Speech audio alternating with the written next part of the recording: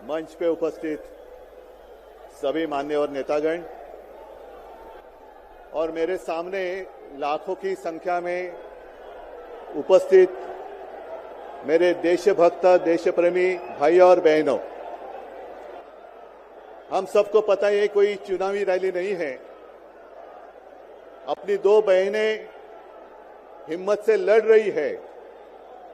अगर बहन हिम्मत से लड़ रही है तो भाई कैसे पीछे रहेगा। और इसलिए हम सब दोनों अपनी जो बहनें हैं, कल्पना जी हैं, सुनीता जी हैं, आप चिंता मत करो। सिर्फ हमें नहीं, पूरा अपना देश हिंदुस्तान आपके साथ में है। देश में जो स्थिति है मैं दोहराना नहीं चाहूंगा। एक कुछ दिन पहले आशंका थी कि क्या हमारा देश तानाशाही की ओर चल रहा है, लेकिन अब वो आशंका नहीं रही, अब वो सच्चाई है। अगर बीजेपी सरकार को ऐसे लग रहा होगा कि अरविंद जी को अरेस्ट किया, हेमंत जी को अरेस्ट किया तो लोग डर जाएंगे, लेकिन उनको आज तक पता नहीं, उन्होंने अपने देशवासियों को कभी पहचाना नहीं। मेरे भारत का हर कोई डरने वाला नहीं, लड़ने वाला है।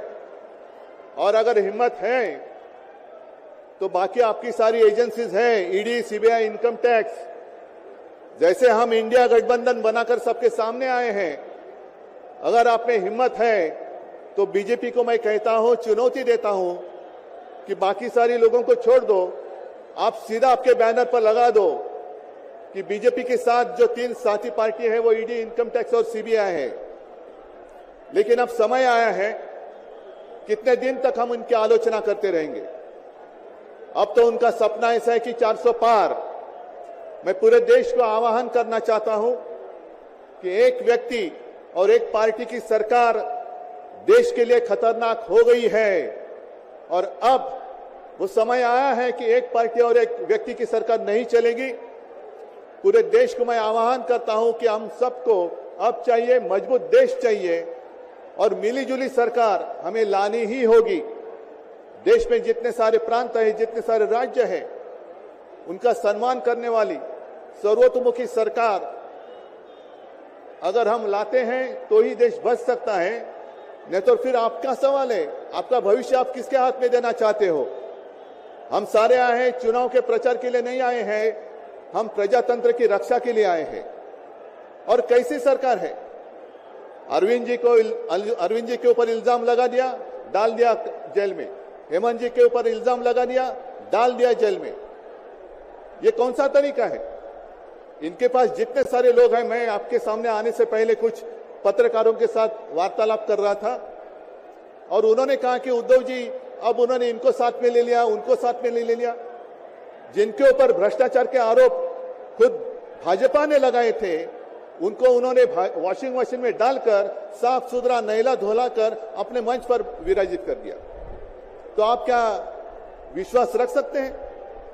जितने देश में भ्रष्ट लोग हैं, उन सारे लोगों को इकट्ठा लेकर बीजेपी देश को विकास के राह पर लेके जा सकता है।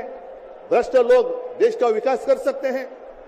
तो ये सारी उनकी जो बातें हैं, आज जो अपनी रैली है, किसी ने कहा कि बीजेपी ने इस रैली को ठगों का मेला कहा है। क्या आप सारे लोग ठग हैं।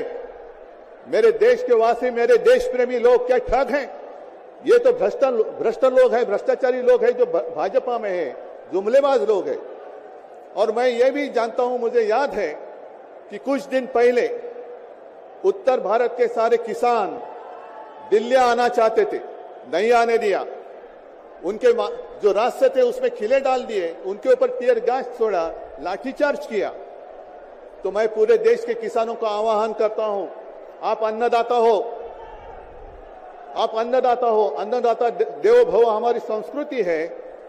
जो सरकार किसानों को आतंकवादी मानते हैं और जो सरकार किसानों को दिल्ली आने से रोकती है, तो पूरे अब समय है कि पूरे देश के किसानों ने किसानों को आतंकवादी समझने वाली भाजपा सरकार को दिल्ली आने से रोकना होगा। जैसे आपकी राह, उन्होंने आपके रास्ते दिल्ली आने से रोकी थी, वैसे अब किसानों ने बीजेपी को दिल्ली आने से रोकना ही होगा।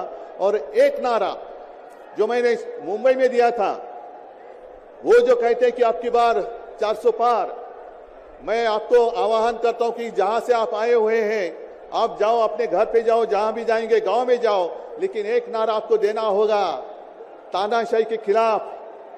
अब की बार भाजपा तड़ी पार, अब की बार भाजपा तड़ी पार। और ऐसे तानाशाही करने वाली सरकार अब हम दिल्ली आने नहीं देंगे। यही शपथ लेकर आगे हमें जाना होगा। और फिर से एक बार सुनीता जी, कल्पना जी, आप चिंता मत करो, पूरा देश आपके साथ है। आप लड़ाई जीतेगी और हम सब लड़ाई जीतेंगे, प्रजातंत्र जीतेगा। जय हिंद, जय महाराष्ट्र।